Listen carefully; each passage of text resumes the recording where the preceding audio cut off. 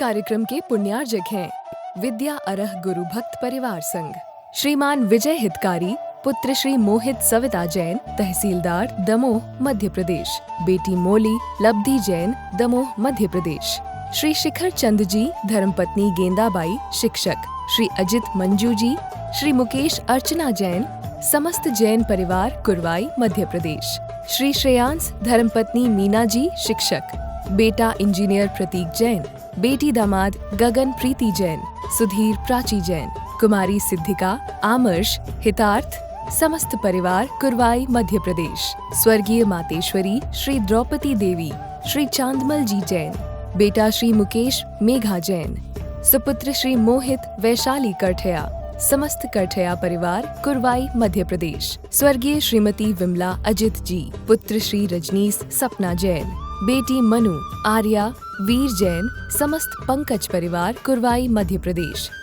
श्रीमती चेतना अजित कोठारी, बेटा आदित्य, बेटी सीए मोनिका जी एवं समस्त कोठारी परिवार, हैदराबाद, श्रीमती तृप्ति विकास जैन, श्री जिनेंद्र कुमार जैन, अतिश अक्षत जैन, धनौरा उत्तर प्रदेश, श्रीमती लक्ष्मी अनिल कुमार, श्रीमती अपूर्वा अतुल, कुमारी आस्था, लाभांशी जैन, कुरवाई मध्य प्रदेश। जहाँ भी हमारी दृष्टि जाती है, कहीं पर भी समरसता दिखाई नहीं देती है, कहीं पर भी एक रूपता हमें दिखाई नहीं देती है। कारण क्या? कारण स्पष्ट है, हमारे विचारों की भिन्नता। विगत पिछले दिनों से हम सभी 12 भावनाओं पर सुन रहे हैं। एक एक भावनाओं को हम आत्मसात करके जीवन को आगे बढ़ा रहे हैं, और जीवन को आगे बढ़ाने का मकसद कुल इतना ही है कि हमारे जीवन में परिवर्तन कैसे आए। किसी चीज को प्राप्त करने के लिए व्यक्ति हमेशा तत्पर रहता है, जिसके उसके मन में ख्वाहिश रहती है कि ये वस्तु मुझे प्राप्त करना है, करना है, करना है। एक दिन उसके जीवन में ऐसा आता है, उस वस्तु को प्राप्त करके रहता है। तो यदि हम अपने जीवन का कल्याण और उत्थान करना चाहते हैं, तो इन्हीं 12 भावनाओं के द्वारा ही होता है। वैराग्य भावनाओं के द्वारा व्यक्ति अपने जीवन को वैराग्य से ओत-प्रोत करने का प्रयत्न करता है, पुरुषार्थ करता है, और ये 12 भावनाएं ही हमारे जीवन को उत्कर्ष तक ले जाने में समर्थ होती हैं। आज हमारी बात असुचि भावना की है। भावनाओं के प्रभाव में हम दिन प्रतिदिन आगे बढ़ रहे हैं। एक एक भावनाओं को हम समझ करके जीवन का कल्याण करने की सोच भी रहे हैं कि जीवन बड़ी दुर्लभता से प्राप्त हुआ है। व्यक्ति को कोई वस्तु सहज और सरलता से प्राप्त हो जाती है तो उसकी कीमत नहीं समझता है, लेकिन उसी वस्तु को यदि मूल्य देकर के प्राप्त किया जाए तो उसकी वैल्यू समझ में आती है। यदि आप 2 पैसे की कोई हंडी खरीदते हैं तो उसको ठोक बजा करके खरीदते हैं। क्यों? मैंने पैसा खर्च किया है, तुम्हें इतना बड़ा जीवन मिला है, तो इस जीवन को पाकर के क्या करना है? सद कार्य में जीवन को लगाना। जीवन मिला है, जीवन का उपयोग करो, दुरुपयोग नहीं। ये तुम्हें तन मिला है, तप करो। तन मिला तुम करो, तप करो, करो कर्म को नाश, और रवि शशि से भी है तुम में दिव्य प्रकाश। आचार्य गुरुदेव कह रहे हैं, तुम्हें तन मिला यानी शरीर मिला है, इस शरीर को पाकर के तुम्हें तप करना है, त्याग और साधना से अपने जीवन की शुरुआत करना है। जब आप सुबह घर में उठते हैं, बिस्तर से बाहर आते हैं, तो क्या सोचते हो? बोलो। मेरी भी सुबह नींद खुलती है, आप लोग भी सुबह नींद खुलती होगी। क्या सोचते हो कि मुझे जीवन मिला है, इस जीवन को पाकर के कर्म करना है कि कर्म को नाश करने की व्यवस्था बनाना है? बोलो। तन मिला तुम तप करो, करो कर्म को नाश, और रवि शशि से भी है तुम में दिव्य प्रकाश। हाँ, रवि शशि से भी अधिक है तुम में दिव्य प्रकाश। तुम्हारी आत्मा के अंदर वो प्रकाश है जो केवल ज्ञान को करने में समर्थ होता है। केवल ज्ञान यानी सूर्य, वो सूर्य कभी नष्ट होने वाला नहीं है। बाहर का सूर्य नष्ट हो सकता है, बादलों से छिप सकता है, लेकिन केवल ज्ञान रूपी सूर्य, चंद्रमा का प्रकाश कभी नष्ट नहीं हो सकता है। ये आत्मा के अंदर वो शक्ति है, वो ताकत है, वो प्रकाश है। उस प्रकाश के तुम पुंज हो। असुचि भावना कहती है कि तुमने ये जो शरीर पाया है, इस शरीर की नश्वरता का ज्ञान तो करो, इस शरीर के भयावह स्थिति का बोध तो करो। ये तन तुमने पाया है, इस तन को अंदर झांक करके तो देखो कितना रॉन्ग मटेरियल भरा पड़ा है। ये हमारा शरीर एक मक्खी की पतली परत की तरह है, पंख की पतली तरह है कि यदि इस शरीर में कट लगा दिया जाए तो अंदर का मटेरियल पूरा बाहर आ जाता है। दिपे चाम चादर मणि हाड़ पिंजड़ा दे, भीतर या सम जगत में और नहीं घिन गए। बड़ी उदारता से पंक्तियों का सम्मान करते हैं, पढ़ते हैं, पर उन पंक्तियों को जीवन में कितना हम उतार पाते हैं, ये हमें अंदर झांक करके देखने की जरूरत है। ये शरीर कैसा है? कैसा है शरीर? जो शरीर तुमने पाया है, गर्मी का समय हो और लाइट गोल हो जाए, जरा में पसीना आने लगता है। केसर चंदन पुष्प सुगंधित वस्तु देख सारी, ओ देह परस्ते होए अपावन निस दिन मल जारी। कितने भी कीमती आप पदार्थ वस्तुओं को शरीर पर लगाते, स्पर्श करते ही तुरंत मल के रूप में परिवर्तित हो जाती हैं। हजारों रुपयों की क्रीम, शैम्पू, पाउडर सारे के सारे पल में बेकार हो जाते हैं। इस शरीर के साथ फिर कैसा नाता है हम लोगों का? लगता है शरीर हम सबको पहली बार मिला है, इसलिए शरीर के मोह से हम दूर नहीं हटते हैं। असुचि भावना कहती है शरीर से तुम मोह मत करो, देह से राग मत करो, तन से राग मत करो। ये तन तो एक दिन नष्ट होने वाला है। शरीर और देह के अंदर विराजित तुम्हारी जो देहातीत आत्मा है, उसको एक बार पहचान कर लोगे, तुम्हें संसार में फिर तुम्हें कोई भटका नहीं सकता है। इस अनुभूति का नाम असुचि भावना है। ये शरीर असुचिता का पिंड है। देह के भीतर विराजमान जो परम चैतन्य स्वरूप आत्म तत्व है, उसको एक बार तुम पहचान लो, तुम खुद में अपने आप भगवान बन जाओगे। संत कहते हैं शरीर में ही आत्म बुद्धि रखने के कारण ही प्रायः लोग इस शरीर की उत्पत्ति को अपना उत्पत्ति मान लेते हैं और शरीर के विनाश को अपना विनाश मान लेते हैं। तन उपजत अपनी उपज जान तन नसत आपको नासवान।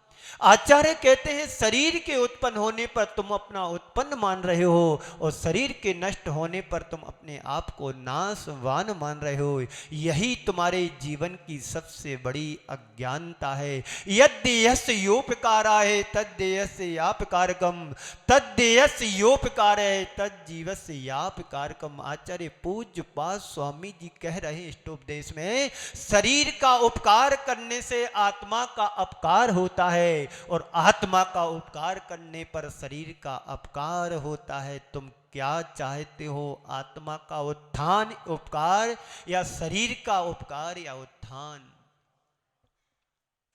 आज तक हमारी स्थिति यही रही है, शरीर का पोषण करते चले आए हैं, शरीर को खिलाते पिलाते आए हैं और शरीर के संरक्षण में ही सारी जिंदगी को लगा करके अभी तक चले आ रहे हैं। तो महाराज श्री क्या शरीर को छोड़ दूं, शरीर से पलायन हो जाए? संत ये नहीं कहते हैं कि तुम शरीर को छोड़ो। छोड़ सको तो बहुत अच्छा है और नहीं छोड़ पाओ तो कम से कम उससे विरक्ति होने का भाव तो बनाओ मन में। यह तन पाए महातप कीजे या में सार यही है। इस शरीर को पाकर के तप करने की प्रेरणा हमारे आचार्य भगवंतों ने दी है। अनादि काल से अनेक बार हमने शरीर को धारण किया है, छोड़ा है, धारण किया, छोड़ा है और आगे भी यदि अभी नहीं संभले तो आगे भी यही अनंत बार धारण करना है, छोड़ना है। संत कहते संसार में बिरले लोग होते हैं जिन शरीर और आत्मा का भेद विज्ञान हो जाता है।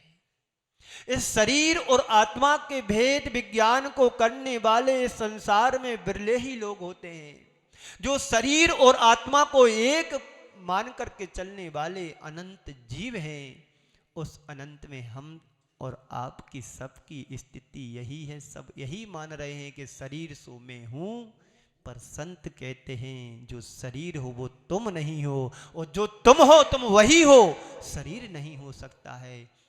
ये तो एक दूध और पानी की तरह गठबंधन है, एक मेघपना है। इसलिए हम शरीर को आत्मा मान करके चल रहे हैं। यही तुम्हारे जीवन की सबसे बड़ी अज्ञानता है।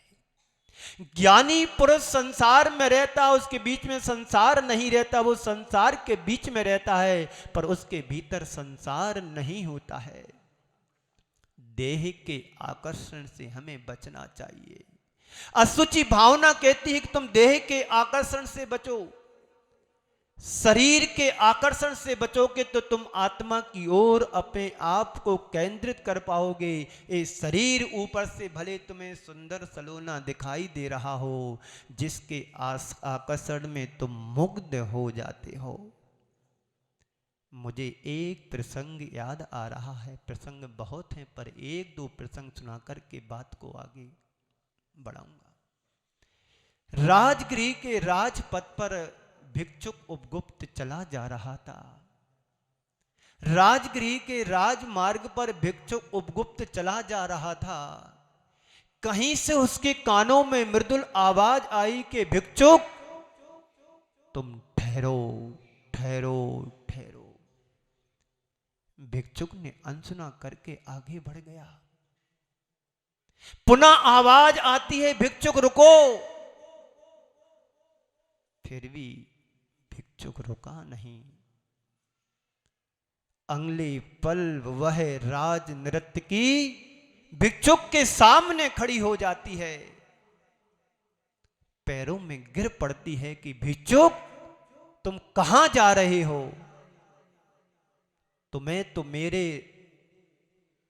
तुमको तो मेरा सामीप्य प्राप्त करना चाहिए था। इतनी कम उम्र में तुम कहां चले जा रहे हो? रुको, तुम्हें मेरा साथ देना चाहिए, मैं राज नर्तकी हूं। भिक्षुक ने कहा अभी नहीं, बाद में आऊंगा। भिक्षुक ने कहा कि अभी नहीं, मैं बाद में आऊंगा। जिस राज नर्तकी नर्तकी के लिए बड़े बड़े राजा महाराजा लाखों करोड़ों मुद्राएं निछावर करते हैं और एक साधारण से भिक्षुक ने उसको ठुकरा दिया।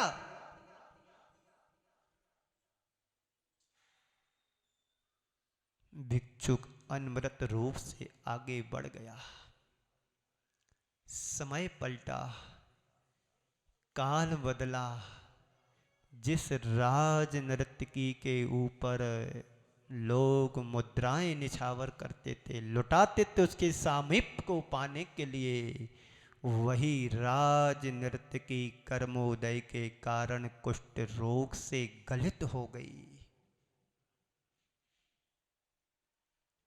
समय पलटा, समय बीता, काल निकला।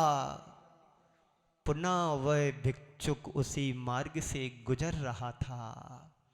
देखता क्या है कि वह राज नर्तकी कराए रही है। कुष्ठ गलत रोग उसके शरीर में हो गया है। भिक्षुक आया, पास में बैठ गया और बैठ करके उसकी सेवा में, परिचर्या में जुट गया। अपने कमंडलू के पानी से उसके ऊपर सिंचित करने लगा। धीरे धीरे पानी के सिंचन से अंदर के कीड़े दूर हुए, उसकी मूर्छा दूर हुई। उस राज नर्तकी की आंखें खुली, देखती है कि सामने भिक्षुक बैठा है, मेरी सेवा कर रहा है। राज नर्तकी देखते हुए कहती कि भिक्षुक, तुम अब आए हो, अब मेरे पास बचा क्या जो मैं तुम्हें दे सकूं।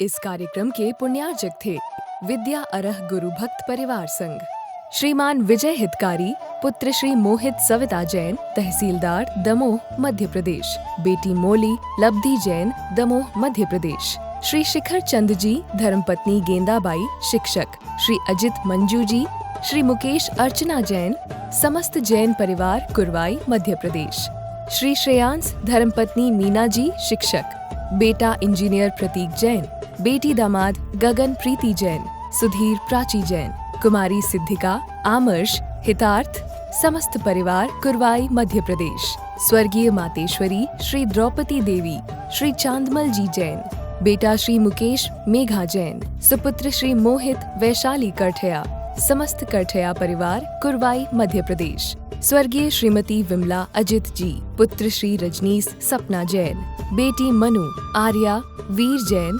समस्त पंकज परिवार, कुरवाई मध्य प्रदेश, श्रीमती चेतना अजित कोठारी, बेटा आदित्य, बेटी सीए मोनिका जी एवं समस्त कोठारी परिवार, हैदराबाद, श्रीमती तृप्ति विकास जैन, श्री जिनेन्द्र कुमार जैन, अतिश अक्षत जैन, धनौरा उत्तर प्रदेश, श्रीमती लक्ष्मी अनिल कुमार, श्रीमती अपूर्वा अतुल, कुमारी आस्था, लाभांशी जैन, कुरवाई मध्य प्रदेश।